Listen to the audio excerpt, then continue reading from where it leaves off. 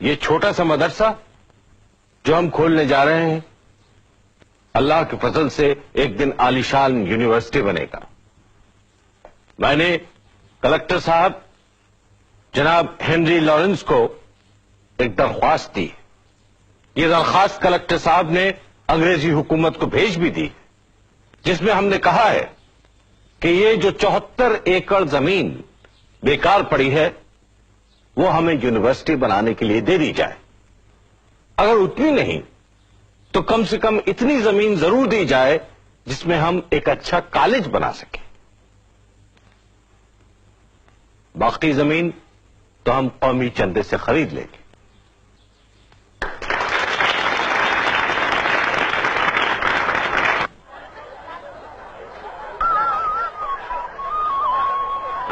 شکریہ بھائی ادا.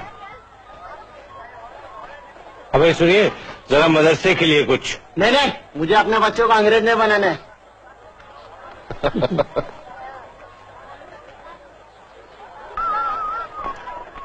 لاؤ بھی. شکریہ. ویلکم. ارے سید صاحب آپ اور یہاں اس حال میں؟ ارے بھائی قسمت میں بھیک مانگنا لکھا ہے سو مانگ رہے ہیں، لیکن اللہ کا فضل ہے کہ اپنے لیے نہیں مدرسے کے لیے مانگتے ہیں. ایک آنا ڈال دیجیے اس میں. شکریہ. اللہ آپ کو کامیاب. آمین. بتا لیلا میں تو نے کیا دیکھا، بتا لیلا میں تو نے کیا دیکھا. جا، میں تیرے سوال کا جواب نہیں دیتا. مجنو تجھے میرے ہر سوال کا جواب دینا پڑے گا. نہیں دوں گا. تجھے تیرے اللہ کی قسم. نہیں دوں گا. تجھے تیرے ابا کی قسم. نہیں دوں گا. تو جا، تجھے تیری لیلا کی قسم. کیا پوچھا تم نے؟ بتا لیلا میں تو نے کیا دیکھا، بتا لیلا میں تو نے کیا دیکھا، بتا لیلا میں تو نے کیا دیکھا، بتا لیلا میں تو نے کیا دیکھا. میں نے لیلا میں نور خدا دیکھا، میں نے لیلا میں نور خدا دیکھا، میں نے لیلا میں نور خدا دیکھا، میں نے لیلا میں نور خدا دیکھا.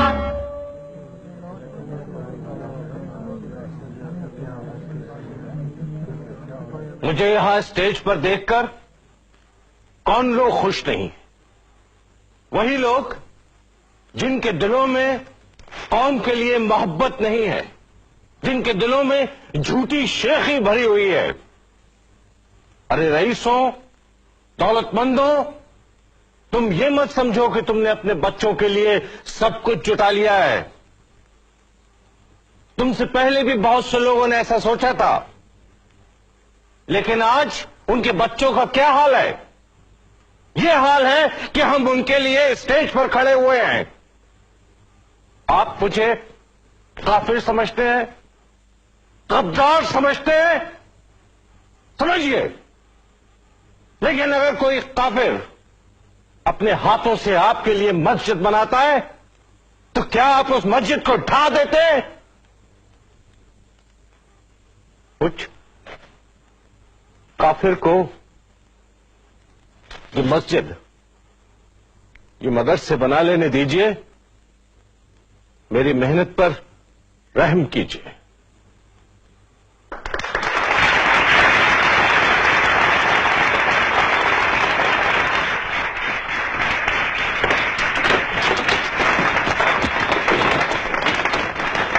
آپ کی وجہ سے مدرسے کا نام بدنام ہو رہا ہے.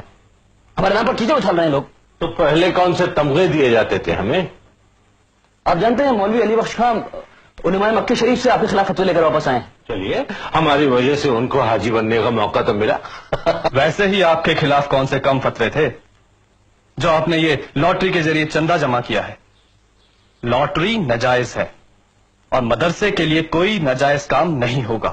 گھبرائیے نہیں، اس کا گناہ میرے اور آپ کے سر نہیں پڑے گا، یہ ان لوگوں کے سر پڑے گا، وہ دولت مند اور رئیس لوگ جنہوں نے چندہ دینے سے انکار کر دیا. اگر وہ لوگ چندہ دیتے تو یہ ہمیں لاٹری کی ضرورت ہی کیوں پڑتی؟ دیکھیے، میں آپ سے پہلے بھی کہہ چکا ہوں کہ اگر مدرسے میں کوئی بھی کام مذہب کے خلاف ہوا تو میں یہاں سے چلا جاؤں گا. میں نے کون سا کام مذہب کے خلاف کیا ہے؟ اپنے بچوں کو انگریزی پڑھانا کوئی گناہ ہے؟ انہیں انگریز بنانا گناہ ہے. ارے بھائی کیا حرج ہے اگر ہمارے بچے کلچر میں انگریز ہوں اور مذہب میں مسلمان؟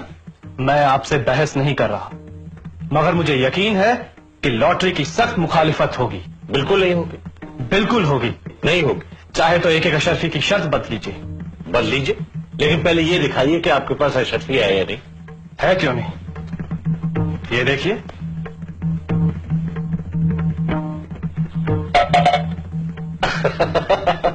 اب دیکھیے میں نے آپ کو گناہگار ہونے سے بچا لیا، کیونکہ شرط بدنا لاٹری سے بڑا گناہ ہے. اب نکالیے ایک اور اشرفی.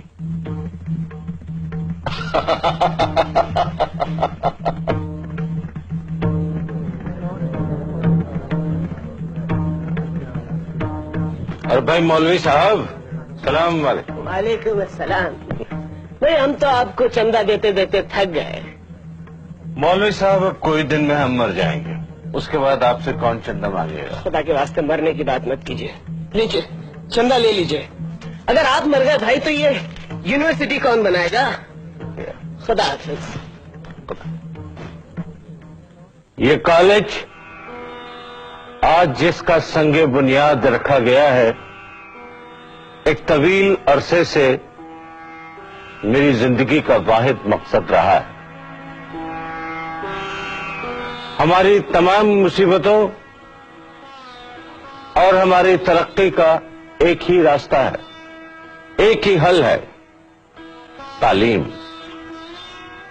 ایک ایسی تعلیم جو صحیح معنوں میں تعلیم ہو، میری زندگی کا مقصد رہا ہے. یہ سچ ہے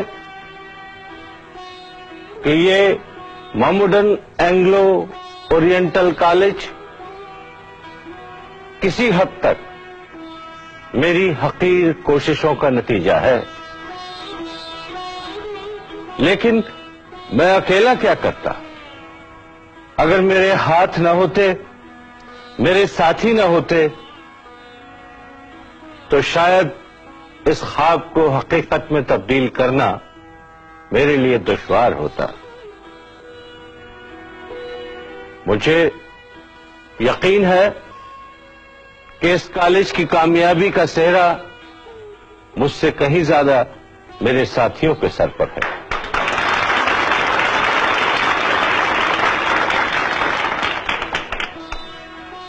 مجھے یہ دیکھ کر اطمینان ہوتا ہے اپنے زندگی کے آخری حصے میں کہ جس کام نے مجھے اتنے عرصے تک باندھے رکھا، اس کام نے ایک طرف مجھے میرے ہموطنوں کی ہمدردی دلائی تو دوسری طرف انگریز حکمرانوں کی حمایت بھی. کچھ عرصہ جاتا ہے، میں آپ لوگوں کے بیچ میں نہیں رہوں گا، لیکن اگر اللہ نے چاہا تو یہ کالج ترقی کرتا رہے گا اور میرے ہم وطنوں کو تعلیم کی دولت سے مالا مال کرتا رہے گا. شکریہ.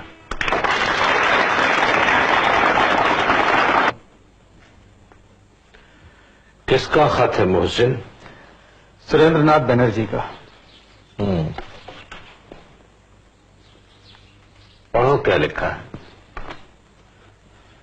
اس میں لکھا ہوا ہے کہ ایک ادارہ قائم ہونے جا رہا ہے انڈین نیشنل کانگریس کے نام سے، جس میں ہندوستان کے تمام معتبر لوگ شامل ہو رہے ہیں. خود بنرجی کا اور بدر الدین طیب جی کا یہ خیال ہے کہ اگر اس ادارے میں آپ شامل نہ ہوئے تو یہ ادھورا رہ جائے گا. محسن جی.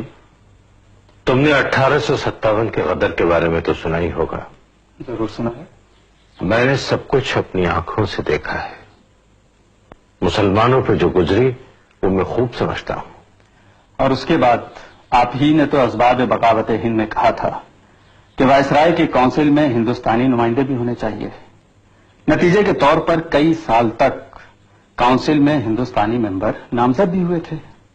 ہاں، مگر اب یہ وائسرائے کی طرف سے نامزدگی کی بات نہیں کر رہے ہیں، اب یہ الیکشن کی بات کر رہے ہیں. सरकार से लड़ने झगड़ने की बात कर रहे हैं। अब ये बंगाली लोग पिछले 100 साल से अंग्रेजी पढ़ रहे हैं, ऊंचे ऊंचे ओहदे पा गए हैं, इनकी माली हालत भी हम लोगों से कहीं ज्यादा बेहतर है। ये अपने हक के लिए लड़ सकते हैं, लेकिन अगर हमने लड़ाई झगड़ा शुरू किया तो ये हमारे लिए बहुत नुकसानदेह साबित होगा। 1857 के बाद जो कुछ हमने पाया है वो भी हम खो बैठेंगे। तो फिर इस खत का क्या जवाब देना है? अब जवाब क्या देना है, वो लोग अपने हक के लिए लड़ रहे हैं, उन्हें लड़ने दें। हम जो काम कर रहे हैं बच्चों की तालीम का, वो हम करते रहें।